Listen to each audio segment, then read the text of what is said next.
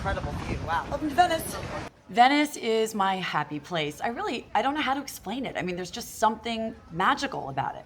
So magical, actually, we're going to be moving there down the road.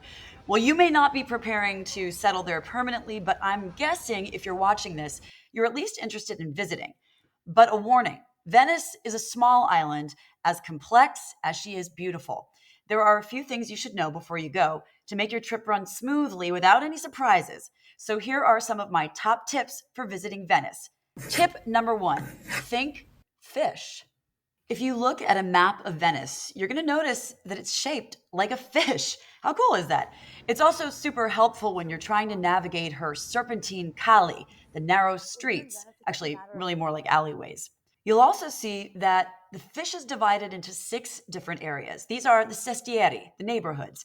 Now, if you notice, this map shows 7 sections. Giudecca, in orange, is actually considered part of the Dorsoduro sestieri. Next up, the one thing you can do before your trip that guarantees a better experience.